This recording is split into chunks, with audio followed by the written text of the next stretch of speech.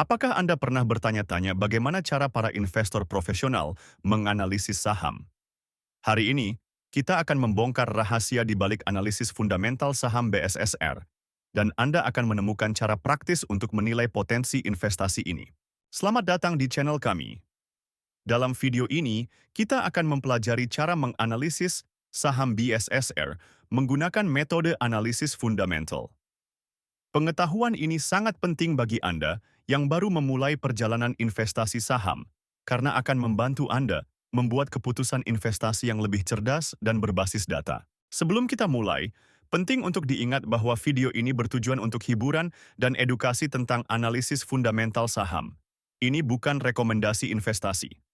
Sebelum membeli saham, pastikan Anda melakukan riset yang mendalam. Data yang disajikan mungkin saja tidak akurat atau sudah kedaluarsa. Selalu lakukan analisis Anda sendiri dan konsultasikan dengan penasihat keuangan profesional sebelum membuat keputusan investasi. Mari kita mulai dengan melihat pendapatan dan laba BSSR. Pada kuartal pertama 2024, BSSR mencatat pendapatan sebesar 17,2 triliun rupiah dengan laba bersih 2,4 triliun rupiah. Ini menunjukkan performa yang cukup stabil dibandingkan dengan kuartal sebelumnya. Tren pendapatan dan laba yang konsisten ini bisa menjadi indikator positif bagi investor. Sekarang, mari kita lihat profitabilitas BSSR. Gross Profit Margin atau GPM mereka di kuartal pertama 2024 adalah 30,8%, sementara Net Profit Margin atau NPM mencapai 14,3%. Angka-angka ini menunjukkan bahwa BSSR mampu mempertahankan efisiensi operasional yang baik dan menghasilkan laba yang sehat dari pendapatannya. Berbicara tentang posisi keuangan, BSSR memiliki aset total sebesar 6,4 triliun rupiah dan ekuitas sebesar 4,5 triliun rupiah pada kuartal pertama 2024. Ini menunjukkan bahwa perusahaan memiliki basis aset yang kuat dan struktur modal yang sehat. Kesehatan keuangan BSSR juga terlihat sangat baik. Debt to Equity Ratio atau DER, mereka hanya 0,02, yang berarti perusahaan memiliki tingkat utang yang sangat rendah. Equity Multiplier atau EM sebesar 1,4 menunjukkan bahwa BSSR lebih banyak menggunakan ekuitas daripada utang untuk membiayai asetnya. Ini adalah indikator kesehatan keuangan yang sangat positif. Kinerja manajemen BSSR juga patut diapresiasi. Return on Equity atau ROE mereka mencapai 73,5%, sementara Return on Assets atau ROE sebesar 51,2%.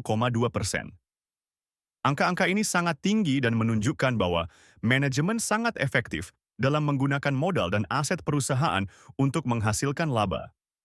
Tren ROE dan ROA juga menunjukkan peningkatan dibandingkan tahun-tahun sebelumnya, yang merupakan sinyal positif bagi investor. Sebelum kita lanjut ke valuasi, jangan lupa untuk komen mau jika Anda ingin mendapatkan cheat sheet investasi saham yang bisa membantu analisis Anda. Sekarang, mari kita bahas valuasi BSSR menggunakan metode PE-BAN. Berdasarkan analisis PE-BAN, nilai wajar saham BSSR adalah Rp5.458